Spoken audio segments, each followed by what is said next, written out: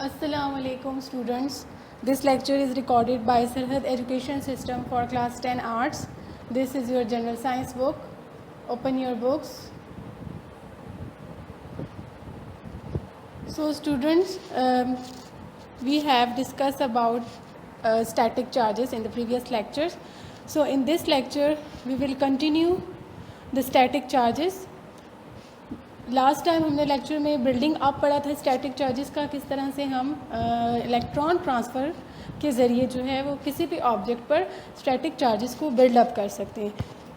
Second है through electrostatic. तो electrostatic की टर्म्स में स्टैटिक चार्जेस को कैसे प्रोड्यूस किया जाता है, बिल्डअप किया जाता है।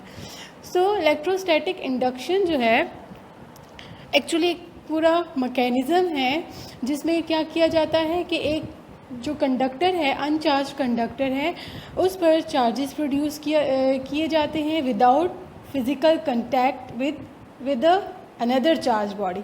किसी भी दूसरी चार्ज बॉडी से के फिज़िकल कंटैक्ट के बगैर ही उस कंडक्टर पर चार्जेस प्रोड्यूस करना, this is called electrostatic induction.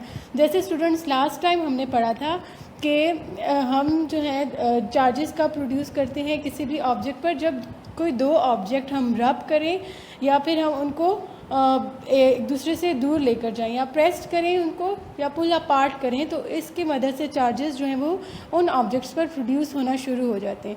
तो इस टर्म में फ़िज़िकल कंटैक्ट आ जाता है दो ऑब्जेक्ट्स का, लेकिन इलेक्ट्रोस्टैटिक इंडक्शन की टर्म में क्या होता है कि बग़ैर फ़िज़िकल कंटैक्ट के किसी भी कंडक्टर, अनचार्ज कंडक्टर के ऊपर चार्जेस को प्रोड्यूस किया जाता है। सो मैकेनिज्म इसका क्या है कि when a charge body is brought near an uncharge conducting body, the side of the uncharge body close to the charge body become oppositely charge while its other side gains similar charges as that of the charge body। तो क्या कह रहे हैं इसमें कि अगर हम कोई भी चार्ज बॉडी को किसी अनचार्ज कंडक्टिंग बॉडी जिसके ऊपर हमने चार्जेस को प्रोड्यूस करना है, अगर हम उसके करीब लेकर जाएंगे तो अनचार्ज कंडक्टिंग बॉडी की वो साइड जो कि चार्ज बॉडी के करीब है उसके ऊपर उसके ऑपोजिटली चार्जेस प्रोड्यूस होना शुरू हो जाएंगे और उसके दूसरी साइड पर उस अनचार्ज कंडक्टिंग बॉडी के ऊपर उसकी दूसरी साइड पर वो चार्जेस प्रोड्यूस होंगे जो कि उसके ऑपोजिट होंगे। तो ये मैं आपको एग्जांपल से एक्सप्लेन करती हूँ। यहाँ पर इन्होंने एग्जांपल दी है इलेक्ट्रोस्टैटिक इंडक्शन की कि फॉर एग्जांपल अगर हम एक नेगेटिवली चार्ज रॉड जो है वो किसी भी अनचार्ज कंडक्टिंग बॉडी के करीब लेकर जाएंगे। ये जो आपको शो किया हुआ है ये एक अनचार्ज कंडक्टिंग बॉडी है जो कि एक इंसुलेटर के ऊपर उसको रखा हुआ है।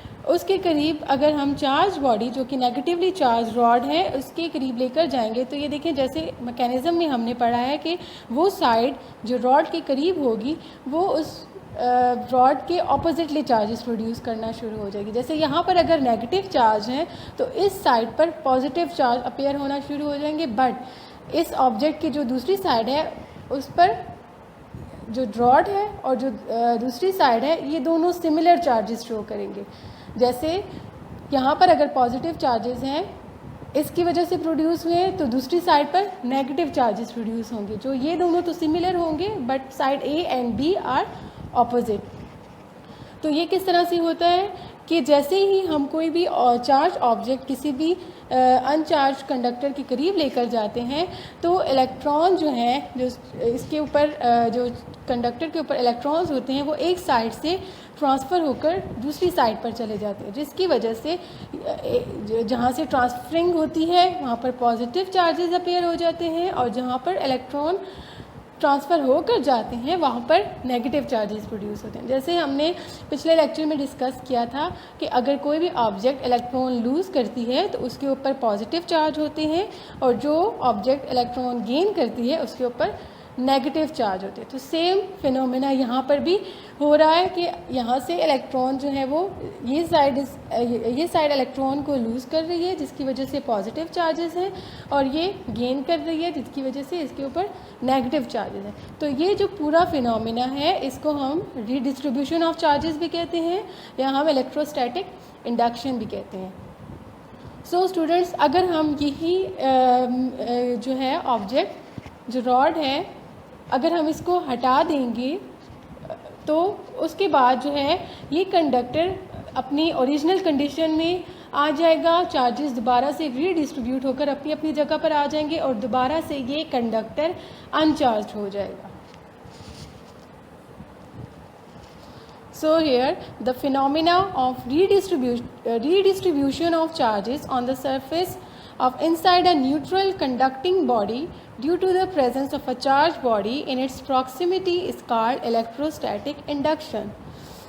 In the neutral body, the redistribution of charge persists till the charged body kept in its proximity, and when the charged body is moved away from the neutral body, it attains its original charge distribution. जैसे मैंने आपको बताया है कि अगर जब तक कोई भी चार्ज ऑब्जेक्ट इस कंडक्टिंग बॉडी के करीब रहेगा ये चार्जेस रीडिस्ट्रीब्यूट रहेंगे, लेकिन जैसे ही हम इस रॉड को या कोई भी चार्ज बॉडी हम ले रहे हैं अगर हम उसको इससे दूर ले जाएंगे या हटा देंगे तो ये अगेन अपनी ओरिजिनल जो उसकी पोजीशन है या ओरिजिनल कंडीशन है उसको एक्वायर कर लेगा और चार्जेस अपनी अपनी जगह पर आ जाएंगे।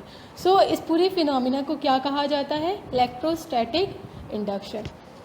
तो यहाँ पर हमें एक इंफॉर्मेशन दी है कि a spark of static electricity can measure thousands of volts but has very little current and last for a short period of time.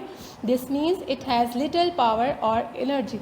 कि अगर स्टैटिक इलेक्ट्रिसिटी से स्पार्क जो प्रोड्यूस होते हैं उसमें 1000 ऑफ वोल्ट्स तक वो मेजर कर सकते हैं, बट अगर उसमें लिटिल अमाउंट में भी करंट हो तो ये शॉर्ट पीरियड ऑफ टाइम तक ये स्पार्क प्रोड्यूस होते हैं, उसके बाद ये ख़त्म हो जाते हैं। इट मीन्स के इसके जो स्पार्क होते हैं स्टैटिक इलेक्ट्रिसिटी के उसके अंदर पावर जो है या एनर्जी वो कम होती है। तो स्पार्क प्रोडक्शन हम अपने नेक्स्ट लेक्चर में इसको डिस्कस करेंगे, तब आपको क्लियर हो जाएगा। तो नेक्स्ट टॉपिक है हमारे पास characteristics and effects of static charges. Static charges की क्या खसूसियात हैं, उसके क्या इफ़ेक्ट्स हैं, ये हम पढ़ेंगे। वन बाय वन हम इनके कैरेक्टरिस्टिक्स को डिस्कस करते हैं।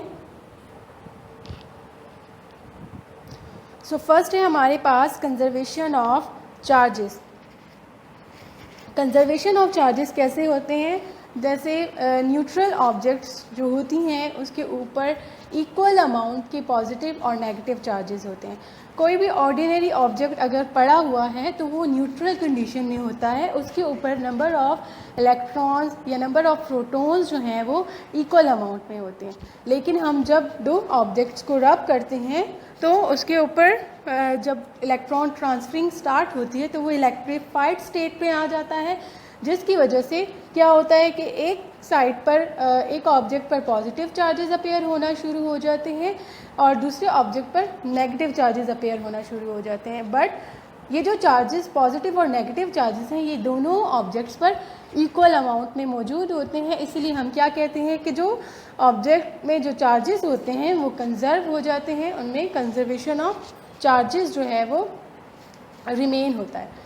तो यहाँ पर इन्होंने एग्जांपल ली है कि इलेक्ट्रिक चार्ज है वो कब कंजर्व होगा, अगर हम कोई भी फॉर एग्जांपल अगर ग्लास रॉड रब कर रहे हैं किसी भी सिल्क क्लॉथ के साथ, तो सिल्क क्लॉथ के ऊपर नेगेटिव चार्जेस आ जाएंगे जो कि इक्वल होंगे मैग्नीट्यूड में, बट ग्लास रॉड के ऊपर पॉजिटिव चार्जेस आ जाएंगे, लेकिन दोनों की अमाउंट जो है नेगेटिव और पॉजिटिव चार्जेस की सेम रहेगी, इसलिए चार्जेस जो हैं वो कंजर्व रहेंगे।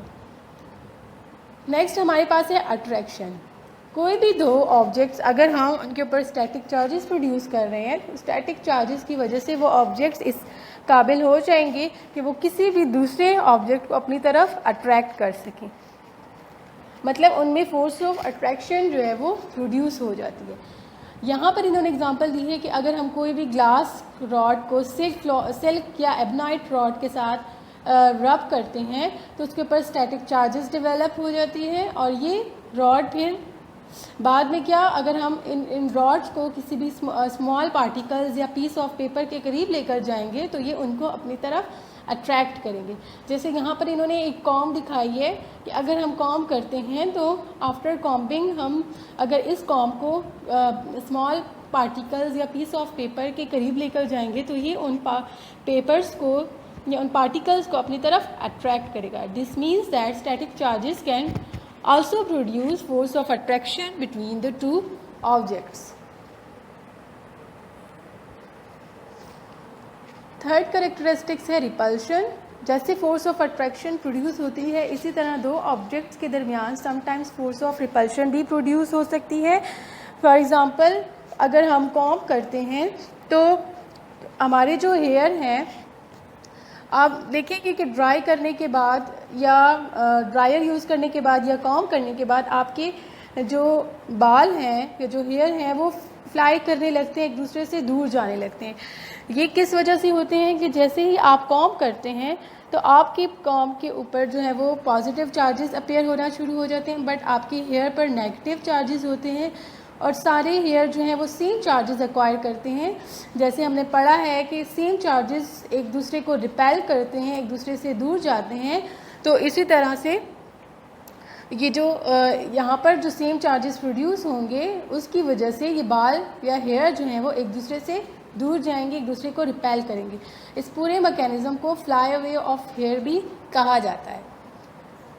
फोर्थ हमारे पास करेक्टरिस्टिक्स है कि द फोर्स ऑफ अट्रैक्शन और repulsion between charge bodies inversely proportional to the square of the distance between them. किसी भी दो ऑब्जेक्ट में अगर फोर्स ऑफ अट्रैक्शन या फोर्स ऑफ रिपल्शन प्रोड्यूस हो रही है तो वो कब ज़्यादा या कम होगी, अगर डिस्टेंस या जो फासला है दो ऑब्जेक्ट्स के दरमियान अगर ज़्यादा होगा तो फोर्स ऑफ अट्रैक्शन या force of repulsion come produce होगी। लेकिन अगर फासला या डिस्टेंस जो है दो ऑब्जेक्ट्स के दरमियान कम होगा तो फोर्स ऑफ अट्रैक्शन ज़्यादा या फोर्स ऑफ अट्रैक्शन और रिपल्शन ज़्यादा प्रोड्यूस होगी। जैसे यहाँ देखिए फोर्स ऑफ अट्रैक्शन और repulsion is inversely proportional to the square of the distance. So S जो है उसको डिस्टेंस से किया जाता है। सो हमने आज स्टूडेंट्स फोर्थ करेक्टरिस्टिक्स पढ़ी हैं। नेक्स्ट लेक्चर में हम इफ़ेक्ट्स ऑफ स्टैटिक चार्जेस पढ़ेंगे। आप अपने लेक्चर को 2 to 3 टाइम्स रिपीट करें ताकि आपको स्टैटिक चार्जेस की करेक्टरिस्टिक्स ईज़िली समझ आ जाएं। करेक्टरिस्टिक्स समझ आएंगी तो आपको इफ़ेक्ट्स समझने में कोई भी प्रॉब्लम नहीं होगी। Thank you.